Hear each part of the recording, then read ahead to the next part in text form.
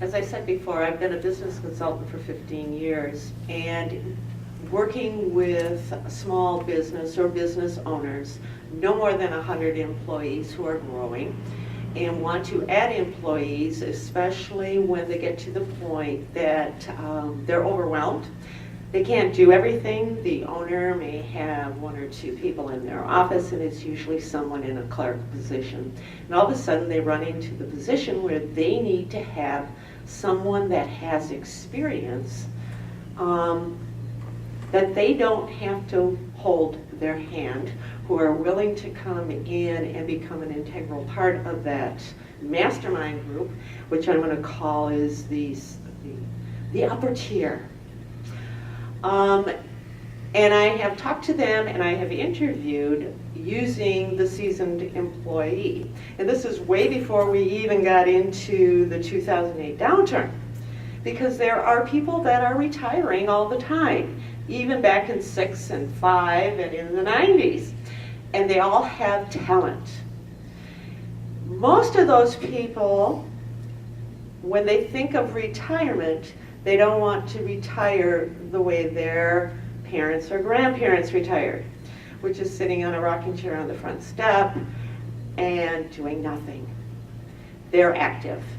Yes, they want to retire and they want to have flexibility, but they also want to have a reason to get up in the morning, and golf isn't always the answer. Or the coffee clutches at 8 o'clock and at 10:30, where you go and visit with your friends and then you've got nothing to do for the rest of the day. So those are the people that I generally talk to my client base about, because they already have the work experience. And the first thing I get with an employer is, I can't afford them. I said, how do you know that? Not everybody works for money. There are other things that you can offer them. You have to look at being resourceful, not just using your resources. Be creative, think outside the box. Why do they want to come back to work? What are you going to give them or bring to them or ask them to do that's going to make a difference in the world? What are some ideas that you help coach or consult businesses on in these creative outcomes? Depending on the position that's available or what they want the seasoned worker to do, we've talked about a percentage of profits, especially if it's a field where they can generate the revenue to increase the profits, decrease costs, be effective in project management, marketing, where they are writers. And I'm going to deviate here, Carrie, for a little bit on writing. One of my clients just hired and excuse me, I know this is not politically correct, but I'm going to say a 20-something. I found that the younger generation really aren't social animals. If they prefer to be in a dark room with their phone or their iPad, and everything is email. If you ask them to pick up the phone and have an actual conversation with a human being, it's like deer in the headlights. So, oh my God, you're asking me to talk to that person? I don't know them. How can I have a conversation with them if I don't know them? That's how you develop relationships. It takes an act of God for them to place a phone call, because they don't like social.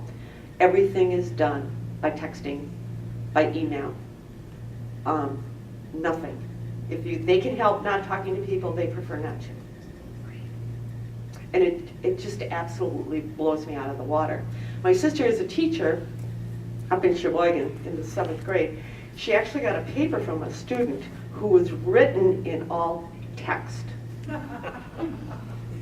because they don't know how to write a document.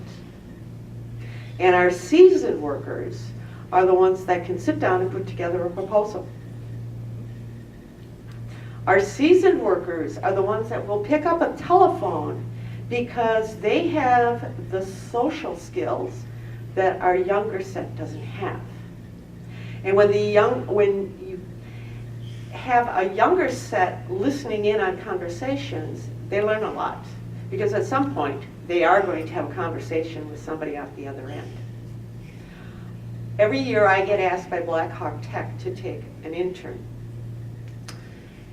And it never ceases to amaze me, even at my age, and I am a seasoned worker, that our school systems don't even teach social skills. They have no clue. And I've talked with the business, head of the Department of Business over at Blackhawk Tech, and I said one of the first classes that our young people should take is Real Life 101. Because once they get out into the workforce, they are so overwhelmed that we need our seasoned workers to help them get to the point where they can be replaced. So I really like seasoned workers because they're out of the box thinkers. They know their advantages, they have the skills, they can walk into an organization and pretty much have a plan in place as to what the organization needs to grow. What is some of the feedback that you've heard from your clients as you're consulting them? If they've chosen, maybe they were geared up towards a younger worker and you found them a different fit, maybe a seasoned worker, and they weren't heading in that direction initially because of the perception, I can't afford them. Have you had some feedback afterwards? Oh yeah. They're thrilled. It's changing the mindset and the way business people think.